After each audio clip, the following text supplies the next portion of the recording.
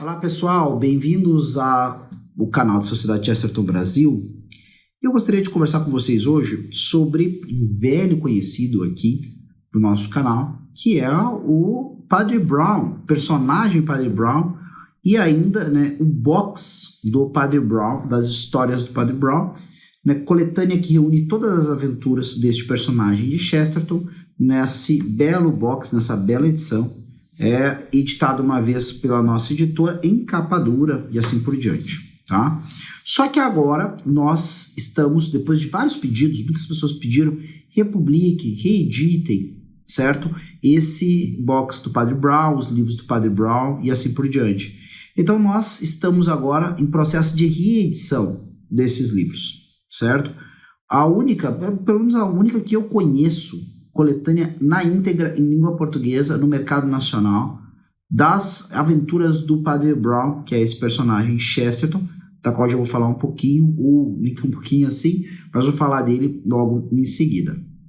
Nós estamos então nesse processo de reedição, já tem pré-venda rolando por aí, e aí vale a pena esclarecer uma coisa, diferente dessas edições aqui, sem perder a beleza do design, sem perder a qualidade das edições que vocês já conhecem, certo? Da Sociedade Chesterton Brasil, nós vamos publicar esses livros agora com capa brochura, ou seja, não será em capa dura, mas continua com a mesma qualidade sempre, certo? E também com uma característica, essa é vista por nós como uma nova experiência de edição dessa obra, porque talvez para alguns fins, mesmo para estar mais à mão, manuseado com mais liberdade, com mais tranquilidade entregue nas mãos dos jovens, das crianças até mesmo, às vezes pode vir a calhar uma capa brochura, não uma capa dura e assim por diante, certo?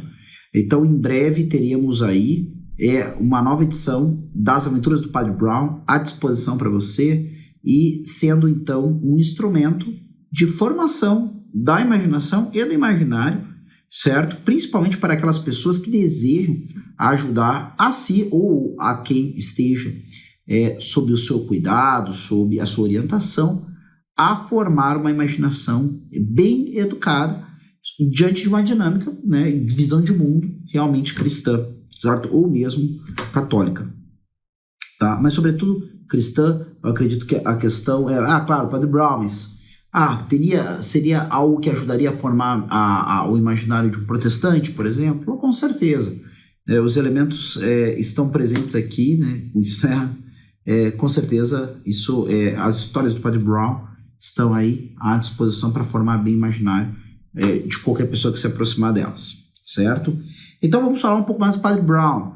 Essa questão da edição vocês já conhecem, qualidade, Sociedade Chesterton Brasil, não deixem de se inteirar acerca dessa campanha de relançamento das aventuras do Padre Brown. Bom, o que eu tenho aqui? O que são essas aventuras do Padre Brown? Talvez você tenha caído nesse nosso vídeo, nessa nossa conversa, nessa minha exposição sobre o Padre Brown, meio de paraquedas.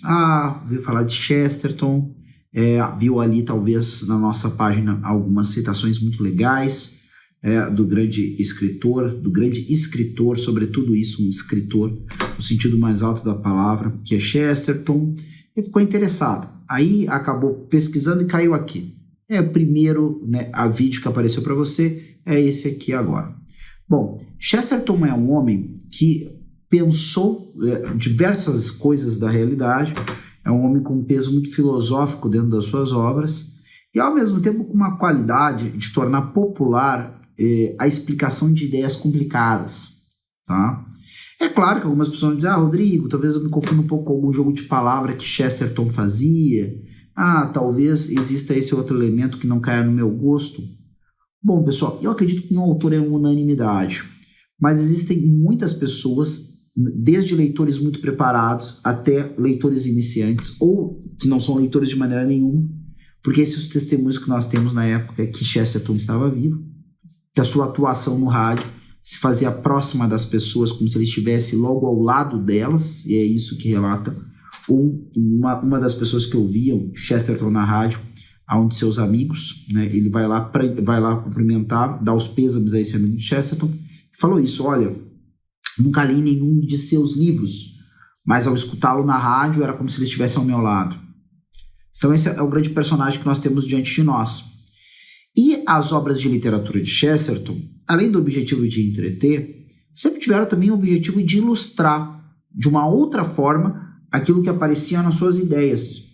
Então, nós temos as ideias de Chesterton que aparecem em livros famosos, como Hereges, Ortodoxia, O Homem Eterno, os clássicos de Chesterton também publicados, esses clássicos de Chesterton também publicados aqui pela Sociedade de Chesterton Brasil, certo? E temos também outras obras como O Poço e os Charcos, O Essencial de Chesterton, e assim por diante, tá? A Igreja Católica e Conversão, existem várias dessas ideias. E, por outro lado, tem as obras de literatura, de ficção de Chesterton, que vão estar cheias dessas ideias. Então, uma coisa complementa a outra. E o Padre Brown, ele acaba sendo, entre outras coisas, a concretização de uma visão que Chesterton tinha, de um ponto de vista, ou de uma conclusão que Chesterton chegou. Chesterton tinha um amigo chamado John O'Connor, que era padre.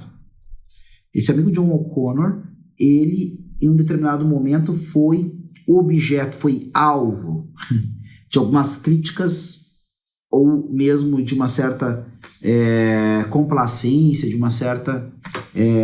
veja, coitado, né? Que pobre homem, um padre, um homem avassalado por essa religião e por os obscurantismos e assim por diante. Enquanto esses dois homens falavam, Chesterton, percebendo aquilo, conhecia muito bem o Padre O'Connor e sabia que era um dos homens mais razoáveis, uma das conversações mais interessantes, conhecendo uma série de assuntos e falando com equilíbrio, porém de maneira marcante, sobre uma diversidade de temas. Vários deles não estão relacionados assim entre si. Ou seja, era um homem que tinha um vasto conhecimento da realidade, um vasto conhecimento das pessoas e opiniões muito bem embasadas. Bom, esse personagem vai ser inspiração para criar o Padre Brown. Por quê? Diferente, por exemplo, de Sir Arthur Conan Doyle, de Sherlock Holmes, o Padre Brown não é um personagem que parte da ideia de que tudo se resolve numa equação, tudo se resolve num cálculo. Se eu souber observar muito bem aquele detalhe que mais ninguém percebe, eu vou ligá-lo a outro, e a outro, e a outro, e a outro, numa cadeia necessária, como se cada coisa exigisse a próxima, né? Então, ou seja, se eu tenho um chaveiro, vai exigir que eu ache uma fechadura, a fechadura vai exigir que eu entre no quarto eu vou perceber uma corda solta me levará a puxar a corda, vai liberar então, né, um alçapão, ou melhor, né, a entrada de um sótão, eu subo pelo sótão, no sótão eu percebo um cheiro de alguma coisa que só o Holmes conhece porque tem interesse por química, aquele cheiro eu sei que é de um determinado galpão que fica nos arredores de Camden Town, que é um bairro de Londres, e eu sei que aquilo ali só é usado por 3 grandes lojas, né, 3 grandes fábricas de sabão. Eu vou lá investigar cada uma das fábricas, eu encontro...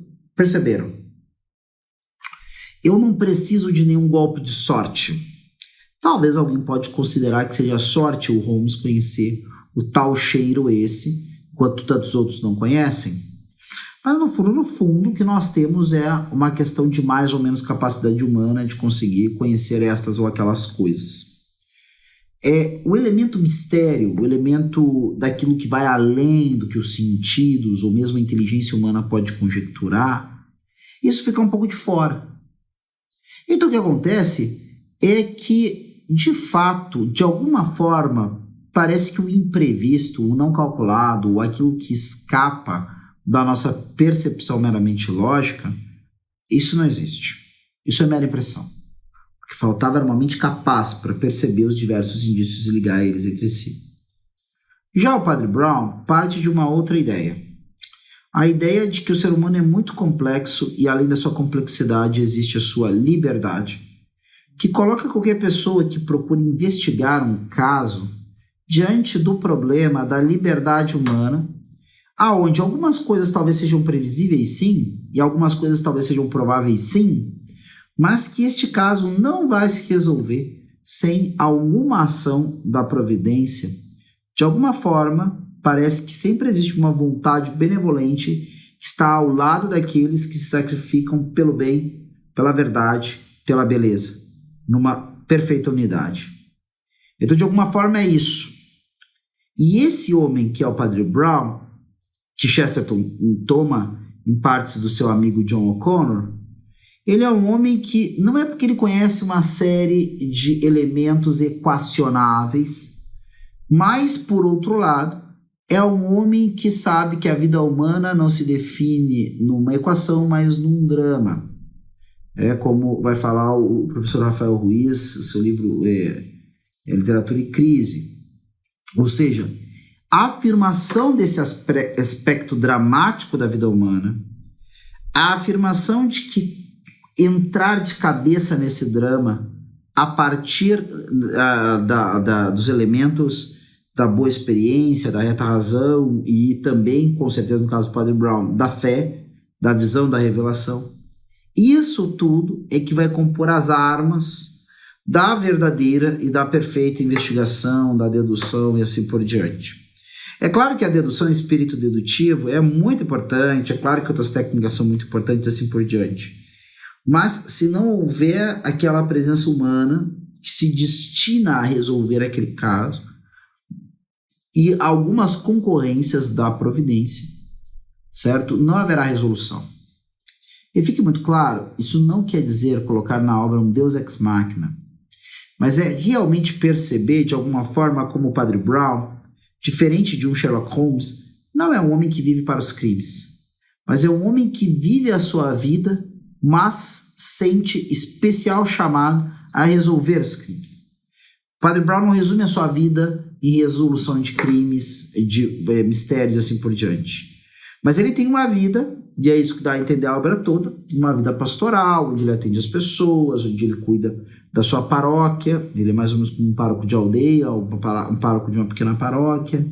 Ele tem sua vida pastoral, sua vida ministerial. Ou seja, ele vive o aspecto dramático da vida, ele vive a vida mesmo. Não é que a vida dele é resolver crimes. Não, ele está vivendo a vida, ele está vivendo o seu ministério, sua vocação, essas coisas todas. Quando chega um momento em que ele, de alguma forma, por essa experiência do confessionário, e especialmente isso, por tanto ouvir o ser humano falar honestamente acerca de si, e não acerca de suas qualidades, mas dos seus defeitos, dos seus pecados, este homem vai fazendo uma síntese dentro de si. E por causa dessa percepção, dessa experiência, ele, quando é atingido pela desordem causada por um crime ou por um mistério que demanda a resolução, ele consegue aparentemente perceber o que os outros não percebem. E nisso ele está próximo do Sherlock Holmes. Mas, ao mesmo tempo, ele não vive do crime, nem para o crime. Mesmo que nós falássemos de viver para o crime em termos de resolução dos crimes. Mas ele vive a vida dele, e é dessa vida, dessa conexão com a realidade, e com uma realidade que muitas pessoas colocam para debaixo do tapete, ou mesmo não manifestam por discrição, que é totalmente natural e aconselhável, essa vida oculta que ele tem tanto contato vai permitir que o olhar dele se especialize em entender quando existe um ser humano tão em desordem, tão pecaminoso, ou mesmo nem tão pecaminoso, então desordenado assim, mas que em algum momento cedeu à desordem e ao pecado, e é quase como se ele visse esses vestígios, o vestígio do homem e da mulher que acabou caindo em tentação, cometendo pecado, e agora precisa do padre, duplamente, do homem que resolve os mistérios e do homem que soluciona a alma ferida pelo pecado. E de fato, nas histórias do Padre Brown, em alguns momentos, esses dois vão estar, os dois papéis presentes no mesmo homem, porque alguns de seus criminosos também vão querer a sua ajuda, né? Não somente os criminosos vão querer a ajuda do Padre Brown, não necessariamente, mas esses homens vão ser ajudados justamente pela capacidade do Padre Brown de perdoá-los dos crimes que cometeram. Tudo isso nos dá uma série de situações e nos apresenta um mundo, uma cosmovisão, que, olha, pessoal, é difícil a gente encontrar em outro lugar. Pelo menos se eu estou procurando isso no gênero de histórias de detetive. Além de histórias muito boas de um homem que cresceu lendo alguns dos melhores contistas de histórias policiais da era vitoriana, entre eles Sir Arthur Conan Doyle, o autor de Sherlock Holmes, vocês têm aqui um homem que tem uma antropologia excelente. E quando nós estamos falando de crime, nós estamos falando daquilo que o ser humano faz por ter liberdade, por ser gente.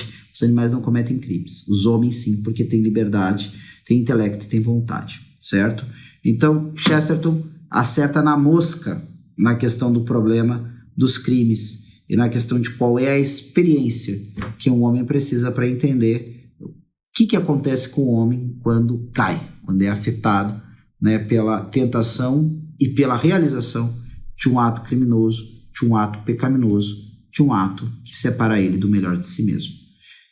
Os livros serão reeditados numa excelente edição, não deixe de conferir.